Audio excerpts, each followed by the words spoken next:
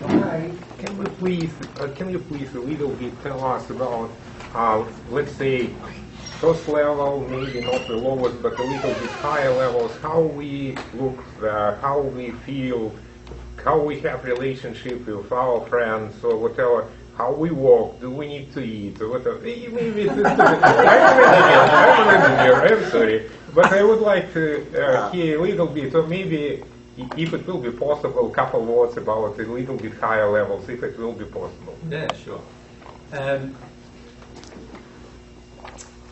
A lot of times we've been talking about the first sphere and what's been going on in the first sphere, or what does happen in the first sphere of the spirit world. But let's go to, say, the second sphere. In the second sphere, your body will look around, depending on what emotions but let's say you came from the earth and you died of old age. By the second sphere, your body will look around sort of 35 or 40. That's good. You'll look pretty fit, right? So you won't have all this any flab sort of sitting off you at all. And everyone you walk past will also look pretty much the same. You'll actually, the way you eat will be more sort of smelling than eating. So it's all about the aroma entering your spirit body. You will drink water, but not in the same manner through your mouth or anything like that, but you'll feel yourself absorb it. So the spirit's called it drinking water and eating food, although it's a bit different. The surroundings in the second sphere are more beautiful than the most beautiful place you can get here on earth. So if you can think of the most beautiful place that you'd love to live on earth, well, in the second sphere, that's around about, just a touch better than that will be where you'll be living there. Your house, you will have a house. Your house will be a reflection of your life as you've lived it up until that point.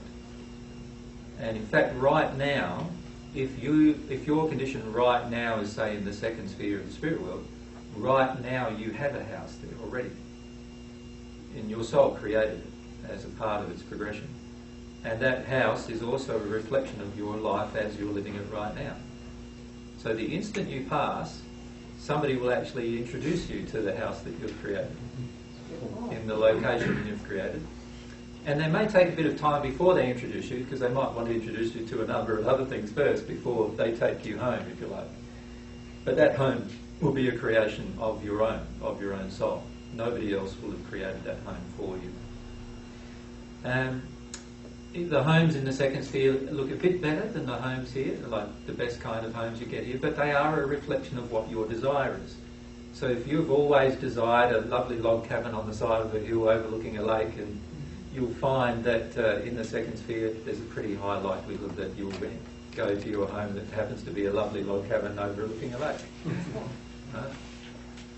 You'll find though that as you progress, your desires change, and they also become more powerful, and also your concepts change. So what you believed you'd liked in the second sphere, by the time you get to the third sphere, you're starting to think that it's not as important as you were previously considering it to be. And so your desires change, and the home that you then have in the third sphere would be being created for you while you're in the second sphere. And that home would be a reflection of your new desires and your new longings that you're actually generating within yourself.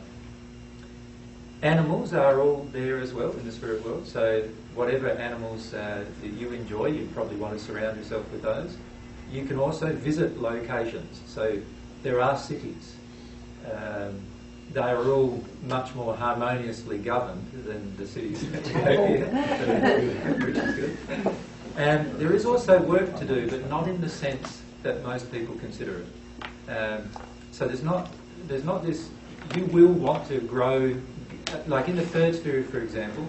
Many people are growing gardens, for example. They're learning how to actually create a plant, and then have God's life force enter that plant, so that now the plant is a growing thing. So they're learning how to actually manipulate matter to grow things by the time they reach the third sphere generally. In the third sphere you've got some interesting choices. You can remain on the natural love path if you desire, or you can actually find out things about the divine love path in the third sphere. And there are certain things in the third sphere that you find out about on the divine love path that you can't find out about in any other sphere. So in other words, if you're on the natural love path and you've progressed to the sixth sphere, and then all of a sudden you decide you want to go on the divine love path, many times you'll have to go back to the third sphere in order to investigate those things that you didn't investigate the first time that you passed through the third sphere. Your homes in each sphere grow in grandeur generally, but it depends a bit on what the desires of your soul are. So if your desire is to have this fantastic place, then obviously you will. But if your desire is to live in the bush and just have something that's really natural, then your desire will be fulfilled in that regard as well. So by the time you get to the sixth sphere, any desire you actually have can be fulfilled and created. And that means that any desire that is also anything you want to believe, you can also create, as long as it's in harmony with natural love. So there's literally billions of spirits in the sixth sphere who believe they're on the planet Orion, and they believe that they, communicate in certain ways, and they do. But they don't know the full truth of what's happening around them. They only know what they believe, but they're in the state of love where their love is being perfected. Does that make sense? And so the third sphere is the second sphere is a place where you start to look good. The third sphere, obviously, from there on you're starting to look better as you grow, and growing younger. By the time you reach the seventh, you'll be looking around 25 years of age, and your body will be looking pretty shapely, thank you very much, and you won't notice it. That's the other thing. Whereas here you notice it, but because there's not too many people who are hundreds of years old in that shape, right? But in the spirit world, you don't notice it because everybody else in the same location is the same. So it's not. So the things you'd think you'd notice here, when you pass over there, they sort of become old hat sort of thing, and they just become what you naturally assume to be the case. Does that make sense? Yeah. So as your desires change, when you look back on the desires you had, they will seem quite sort of meaningless almost in many cases, because your new desires seem so powerful. And every time you grow into a new state of love, and into another new state of love, into a new state of love, you'll find that these desires will continue to change. So how many of you love partying, going out every Saturday night, getting drunk, partying, whatever, all that stuff, right? Now some of you probably in the past really enjoyed that, right? Yes, absolutely. Yeah. Now, why isn't it that attractive anymore? Part of the reason is because society looks down on that. Okay. But if you don't care about that, Florida's a great place to do that. So why don't most people finish up doing it forever? Yeah.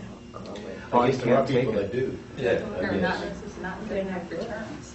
Yeah, exactly. What eventually happens is that you're not getting certain emotions within you fulfilled like you thought you were, and so then you decide, well, there must be other ways to fulfill these particular desires. And it's very, very similar in the spirit world. When you go through these different spheres, you get to the sphere and it's just an awesome wonder, right? But after some years, and sometimes after 100 years, and it might be for some spirits it's after 1,000 years, they decide, no, this is now getting a bit old hat, I want to see what else is out there. And that's what causes them to desire to seek further in many cases. There has been spirits in the sixth sphere who have been there for 35,000 years or longer in that one place. And it's a place where you can create so many things that you can be so absorbed in creating these things that it's only after a long time, many thousands of years, that you start realising that all you're doing is the same thing over and over again with different subjects. And once you get to realise that, then you allow yourself to feel that dissatisfaction within, that's when you usually start investigating, well, how do I go to the seventh sphere? And that involves the divine love path. You can only get to the seventh sphere through the divine love path, through connecting with God. So there's many spirits in the sixth sphere who think they're connected to God, but in reality they're not. They are connected to God from an intellectual perspective, but they don't yet know how to exercise that connection emotionally.